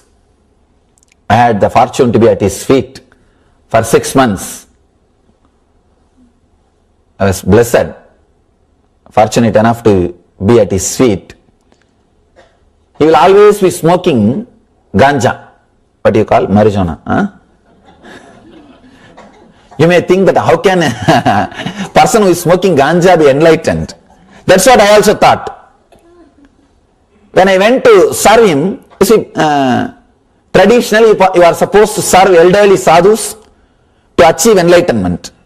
So before my enlightenment, I was serving. Wherever I see some elderly sadhu, I'll go and sit at his feet. I'll give them whatever food I can collect and give, beg and give, and wash their vessels, and whatever little help, small help I can do, I used to do. One thing I was surprised, I have never seen him eating, no food and no water, except ganja, nothing else. I was shocked. But such a pleasing person, I don't have any word. When you go and sit around him, you will feel so beautiful. And you will feel like sitting around him because he was so innocent. He is not even aware he is innocent. He is not even aware he is innocent. I have never seen him wearing any clothes. He is a Avaduta, Naga, no clothes. And he is not even bothered. He is not bothered about anything around the world, anything which is happening around him in the world. He is just in a high state of samadhi. One day I asked him, Baba, you are such a great person, why are you smoking ganja? And don't you think it is an immoral thing? And people will start smoking, seeing you. And already they are doing. They want only some reference. They want only some reference. And especially a person with a reverence, if he becomes a reference, then you can do anything. I asked him. He said that beautiful word. Fool, you think that a big elephant can be tied inside a small hut? I can't live inside the body without any desire. So I have to just dull myself. Understand? When he said, I saw the authenticity. The other guy also, one more guy came and spoke to me. He said, Swamiji, I am also smoking to put me inside the body. I told him, do whatever that Naga Baba is doing, then do this also. He doesn't wear clothes, he doesn't eat, he doesn't drink. You also do all those things. Then do these things. Then you can justify. You can't just do whatever you want unless it becomes your experience. one important thing I saw in him, when he was telling that I had to dull myself, it was an authentic truth. His mind and his words were in one line. Not only that, when you live around him, you realize he is established in Satya. He is established in truth, not for any vested interests. See, if somebody doesn't eat or smoke, if somebody doesn't eat or drink, they would have made a big business out of that power. But I have never seen him making big fuss about it. If people ask him, why you don't eat, Baba? He says, who will get up and go and cook and eat? Forget about it. He will not even show that it is a big power. You won't even see that ego, that he lives without food and water. No. When you are really established in truth, you will not be aware of your own powers. You will only radiate, but you will not know those words. I asked him, what is Atmajnana? He does not even know that word, but he is an Atmajnani. What to do? He is radiating Atmajnana. He is radiating enlightenment, but he doesn't know the word. And he said, I am fortunate I did not learn about Brahman. I achieved Brahmajnana because I did not learn those words. Same way Ramana Maharshi. When people ask him, what is the Brahmajnana, what is the Atmajnana? He said, I am fortunate I did not learn those words before my enlightenment. Because learning some words may postpone your enlightenment. Sometimes learning too many words will postpone your enlightenment. I always tell people, never read any book which is written by an unenlightened person. Don't read anything which is written by an unenlightened person. No. Because you may create words which will stop your enlightenment. You will create a negative software which is not supporting the enlightenment process. Enlightened person's words will create a positive software in you which is constantly inspiring you towards enlightenment. See, in the end, all enlightened masters will be pushing you towards sadhana, towards enlightenment.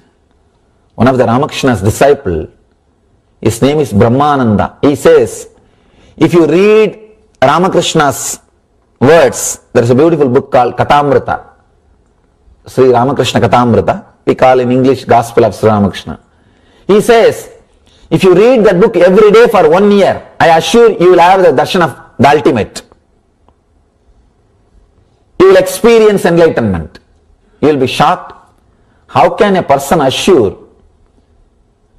How can a person say that enlightenment in 1 year, guaranteed?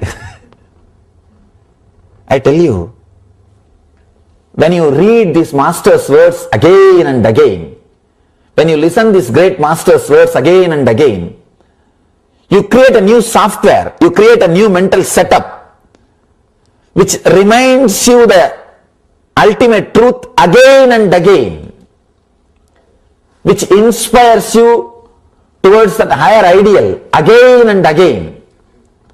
Every day, you are again put on the track. You are again inspired to run.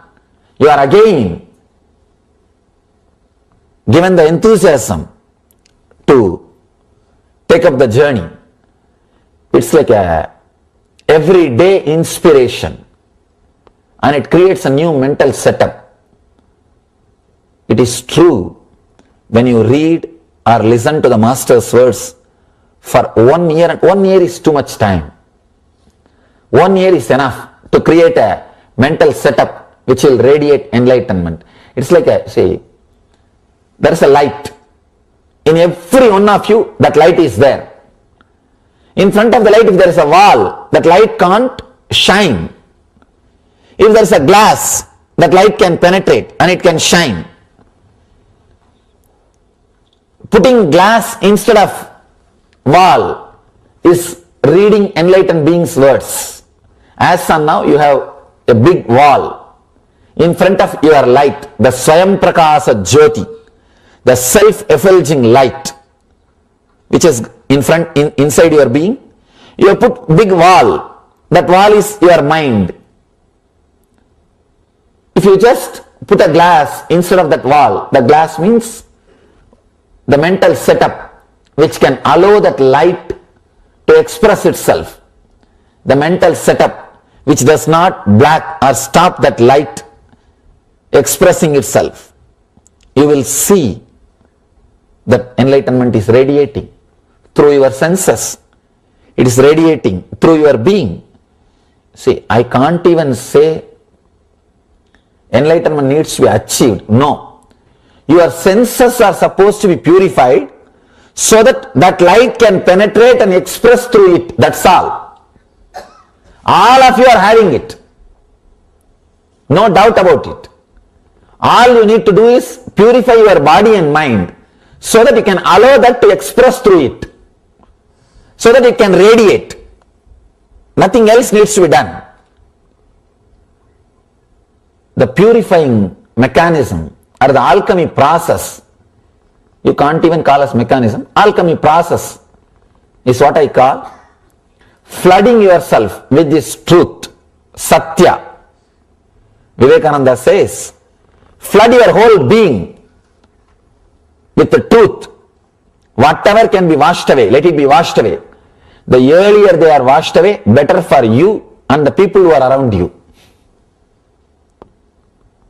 See one thing, if you have a clear idea about what you believe as you and what you talk about you, what you express as you and what you believe as you will attract that same kind of people around you and you will live completely ease. You see, one thing, there is no such thing as morality. If you have the wrong ideas about morality, only then you need to hide what you are and you need to project what you want, what people want you. You need to project yourself as society expects you to be. If you have the wrong ideas about morality, the only one thing you need to understand is just be what you are. This is the ultimate morality. If you lose some friends because of that, perfectly alright, nothing wrong. It is better to lose your friends than yourself. If you present yourself as your friends want you to be, you will lose you. You are more valuable than your friends. Understand one more important thing. If you start talking about you which is not you, by and by you will get confused. Who are you? Now really. See, whatever you speak continuously, you start believing that as a truth. That's a big difficulty. Really, take this as a simple spiritual practice and try to do. Just 10 days again and again tell everybody that you are a honest person, you are a person with the truth, you are a person with the truth. Just continuously, even if they are not ready to listen, you talk. Just say, after 10 days you will start really believing it.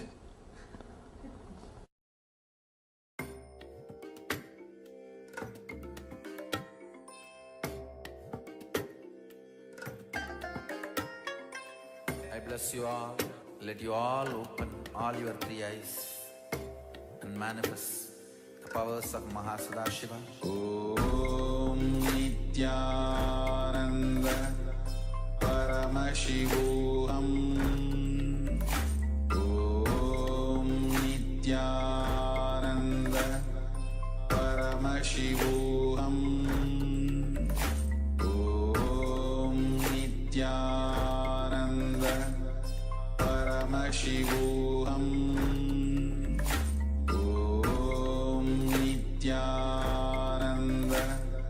Paramashivoham. Om Paramashivoham Om Nithyananda Paramashivoham Om Nithyananda Paramashivoham Om Nithyananda Paramashivoham Om Nithyananda Paramashivoham Om Nithyananda Paramashivoham Om Nithyananda Paramashivoham Om Nithyananda Paramashivoham Om Nithyananda Paramashivoham Om Nithyananda Paramashivoham Om Nithyananda Paramashivoham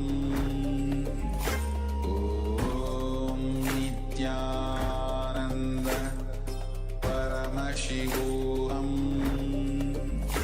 Om Nithyananda. Yes, welcome back. So that was wonderful revelations by the Supreme Pontiff of Hinduism on true knowledge. And keeping to the same topic, let us now move into the internalization exercise. Let us have a look, first of all, what we've heard from the Supreme Pontiff of Hinduism, from Swamiji himself in this session. So everybody, every master, every spiritual person claims that they are teaching, what they are teaching is true knowledge. But how do we find out what we are hearing is true knowledge? There should be a scale for satya, for truth. There should be a scale for this truth. What is truth? There should be a clear definition. There should be a clear scale with which we can find out whether it is truth or not. Mahavira is giving the touchstone definition of satya right here.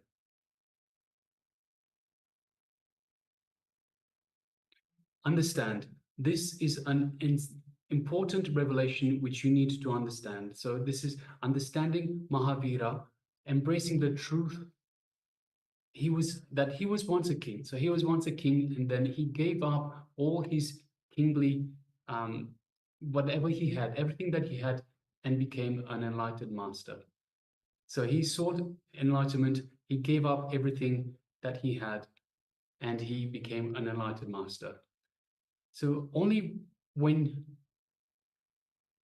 so this is an important revelation that you need to understand. Only then will you be able to appreciate the greatness of Mahavira's expression. So after enlightenment itself, after enlightenment, you use the same mental setup which you had before enlightenment. So if you reach enlightenment, when you reach enlightenment, whatever setup, mental setup that you have before enlightenment, you keep the same mental setup which you had before enlightenment. There's only one difference, that after enlightenment, if you want, you can use it, you can use the mental setup. Otherwise, you can simply drop it. You have that freedom, but the mental setup, the software itself will be the same. Here, Mahavira has the best software to express enlightenment, the fearless leader software, through which he can see the depth of the truth and express it. So Mahavira is the ultimate category. He was a king who became enlightened and renounced his kingdom. He's teaching, sitting on the platform of Satya, of truth. Only one thing is holding him, and that is Satya. He doesn't have any other title. He no longer has the title of a king. All he has is Satya. Yes. And Mahavira says,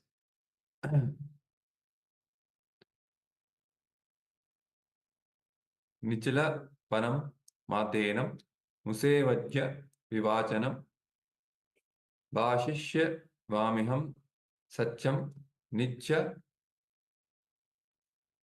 Odayanda Karam. So, what it means is being continuously alert, one should renounce asatya, that is falsehood, and speak only truthful, honest words. Speaking such truth is difficult indeed. A true sage does not speak words which can hurt others. Similarly, any true person should not speak sinful words, even in anger, greed, fear, or ordinary talk with friends and relatives. Practice of satya means continuously being alert. Being continuously alert, one should renounce asatya and speak only truthful, honest words. If you compromise on honesty, then all the other vows are questionable. If you compromise on this honesty, you are gone. You cannot be helped. Then you will allow all other possible negativity to happen in you. That basic honesty is the bedrock of all your integrity. You will be shocked. There is no word which is truth. You are habituated. Even small things you plan how to present to get maximum out of the situation. You do not tell what exactly happened. There is an automatic sensor system inside you. One more thing, you have a sensor system because you are afraid that you might tell whatever you are thinking, and you have to prepare and carry notes because you are not supposed to speak what you're thinking. You're supposed to speak only what you're supposed to speak. So we always edit, we always censor our words. We never speak the truth as it is. Understand that is why you carry the notes. You carrying notes means you are not supposed to speak what is going on. You're supposed to edit and present. If you edit and present, you will become tired because such a big process is happening inside you. First, words will come. You have to edit them and see the hints and connect with them, then speak. So naturally, 3 or 4 processes are happening inside. You will become tired in 1 or 2 hours, and the person who is hearing also will become tired. He says, that is Mahavira, speaking such truth is very difficult indeed. Your very inner consciousness has to be raised to a different level. Just speaking the truth is impossible by you unless you are constantly being alert. So, alertness, awareness is a key element in you having this, building this core integrity of speaking the truth. Maybe you can take this as a small exercise. Just try. Try with full alertness. Maybe you can have a small notebook as well. Whenever you miss, note down how many times you missed. Just try to see. Then you will understand what Mahavira means by the word being continuously aware, so that we don't miss any moment of speaking the truth. If you try just for a few minutes, let's say, only then you will understand the meaning of the word being continuously aware. Today, you need to carry only one message, only one line, being continuously aware. So let us sit for a few minutes and just be aware. Let's say from the past 24 hours, try to recollect the words or the statements that you have made, whatever you can remember at the top of your head. How many were spoken with awareness? How many were spoken as an expression of your truth instead of editing, instead of constantly thinking what the other person will think? So just sit for a few minutes and try to recollect. You can even pen down the key statements that you have made. And then against that, you can write whether they were truthful statements or you edited them, you spoke them because you were supposed to speak, and whether you are aware about it at that moment of time. So let us now enter into this very small exercise, and then we will continue in the next segment.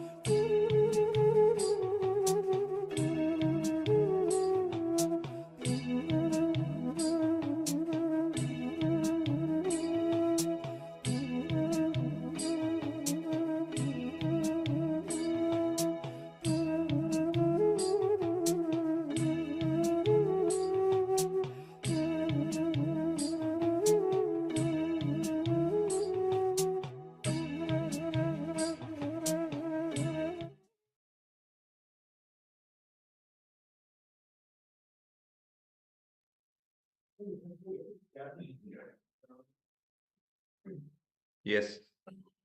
So this brings us to the end of this in-transition exercise. So let us now move into the next segment, which is going to be power manifestation.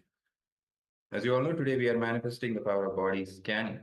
So let's do another round of the body scanning, which we did in the last one. We'll be scanning any discomfort or dis-ease that you have in your body.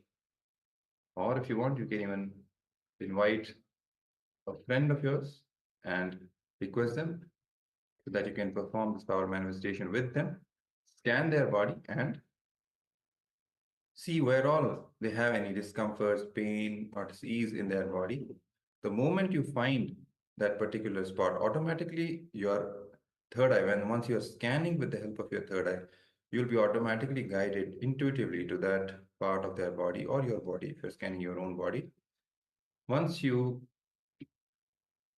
are aware of that spot, then simply allow Swamiji's energy to flow through you into that part of your body or your friend's body in order to heal that disease or that discomfort. So let us now get ready for this power manifestation.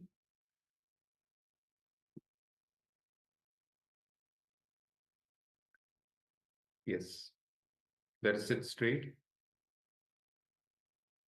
Inhale as deeply as possible, as slowly as possible, and exhale as deeply and as slowly as possible.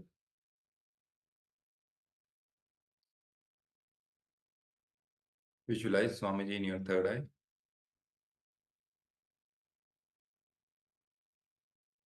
Invoke the space of oneness. Be in a deep state of restful awareness.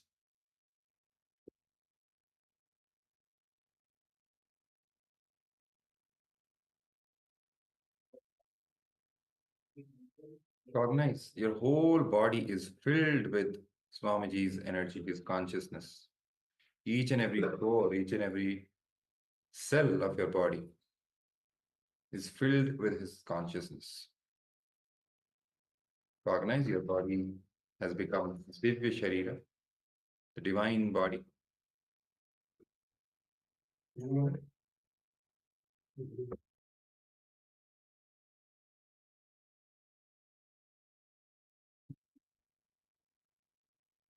Now, start chanting the Mahavakya. Om Nithyananda Paramashivoham. Om Nithyananda Paramashivoham. Om Nithyananda Paramashivoham.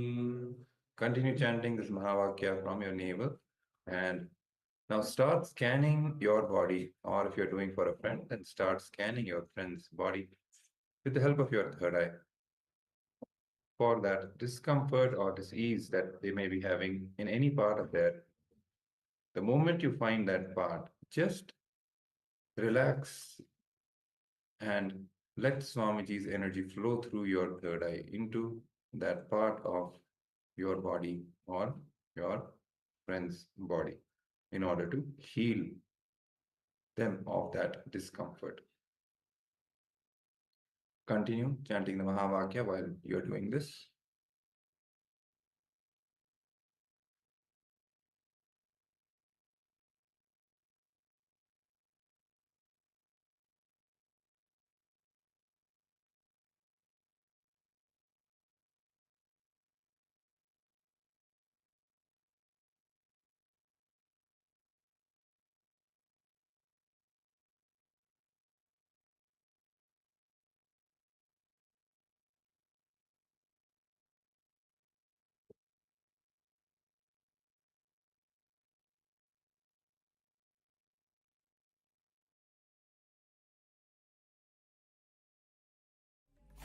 Om Nithyananda Paramashivoham.